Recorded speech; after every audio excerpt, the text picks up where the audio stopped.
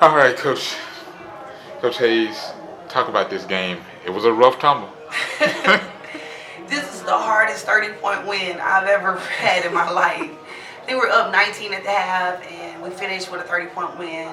I was able to play all my players, and that was great to see my freshman play some double-digit minutes and do some good things. I had Breasia come off the bench with 14 points and 9 rebounds. I think she played 17 or 18 minutes. So that was really important that one of my freshmen, two of them, get an opportunity and make the most of it, and they did tonight. I thought Ladea came and gave us some good minutes.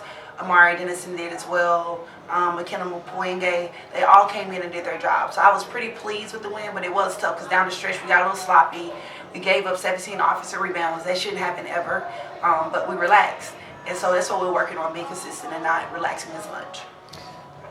Talk about just the getting off to a good start, and then be able to hold that consistency. You mentioned about fading late and all, and that allowing things to happen.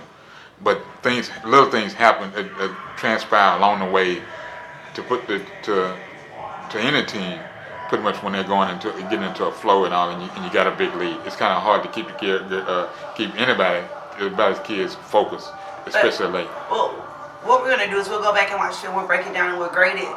And the goals that we don't meet, whether we win by 30 or not, we still run for. The rebounds or the turnovers. We had 17 turnovers. At halftime, we had 5. So when I went in the locker room, I told them congratulations on the win, but you still missed the goal.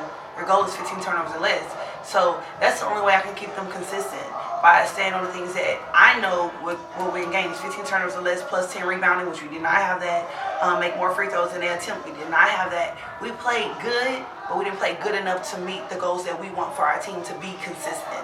So if you're having a bad shooting night, it doesn't hurt you because you're taking care of the ball, because you're rebounding the ball, you're doing all the other things. We've just been very fortunate the last 2 games to have good shooting nights. That may not happen versus Prairie View or the Alabama schools or someone else. So I'm going to keep preaching to the kids and holding them accountable to meeting your team goals. And if we can meet our team goals, then we can continue to be consistent. But we are far from where we need to be. This team is young and trying to mesh and learn their chemistry. My hat goes off to Alcorn. I think Courtney's doing a good job, and people are going to be very surprised. 30 points doesn't tell the story of the game, because those kids, from having a rebounder in Henrietta to Haynes, who can score anytime she wants at will, they're going to beat some people. Talk about that.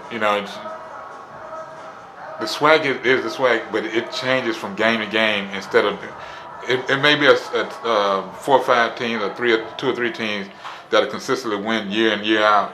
But if you don't show up ready to play, bad things can happen. You definitely can be beat. My first year as a head coach, Alabama State was solid, but we beat them at their place, and we come home and we dropped to them. We finished the season 15-3.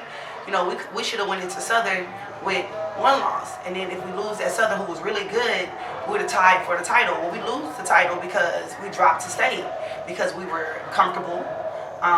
State was not a bad team at all, pretty decent, but we had shown that we could beat them, demolish them in a sense, and then we come back or either State had a bad night and then we caught them on a great night, and then we had a bad night. Just inconsistency of Alabama State and ourselves.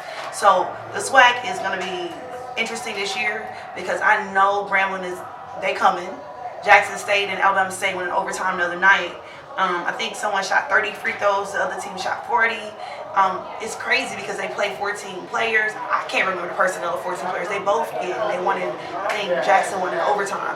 So it doesn't get easier from here. Prairie View has Lamaria Cole, who came in from Kansas. She's on fire right now. Larissa Scott's playing well for them. A few other kids too, so it doesn't get easier. Southern and Alcorn were 2 solid teams, but I think the conference is better all around now. So I'm interested to see how we come out next week and after that. But I keep reiterating to my girls, your goals. As long as we meet our goals, that puts us in the best position to win. So it doesn't matter who we're playing. If we can meet our goals and defend, we have a great opportunity to probably coming out with a win. With that, if you choose to, you want to set up the next game. Your next game, if you want to set that up. Our next game is here at home, I think, on the 9th, if I'm not mistaken, or either the 11th. My mind right now is just kind of going, today is the 4th, right? No, today is the 4th. 3rd. Today's the 4th. My daughter's birthday is tomorrow on the 5th. Oh, all right then. Well, I stand corrected then. So I will allow that to happen. 9th. We play Prairie View A&M University on the 9th here. I'm not even sure the time. I will just be here. But I know it's going to be an exciting game. It's a rivalry. It doesn't matter who the best team is on a rival game. Everybody shows up. It's like playing in the SWAC championship. Everybody shows up. It's the Labor Day Classic for basketball. So I'm excited. I'm excited for our girls because this is a city thing. Even though Prairie View's in Hempstead, this is a city thing because they're locally in the city, in a sense. You know, they're around. So our girls, they play because it's a SWAC game. It's bragging rights. It's recruiting. A lot goes into this, but I don't want to blow it up. It's just another game for me. But I know fans and alumni and probably some of my players are super excited, but it's another game, a good team. Coach Brown does a good job with her team, and I know she's getting them fired about coming here playing as well. All right. With that, we'll close this out. This is another college sports report in the SWAC. This is Jerry Lee Woodley Jr. talking to head women's basketball coach at Texas Southern University, the Tigers. And I'm out.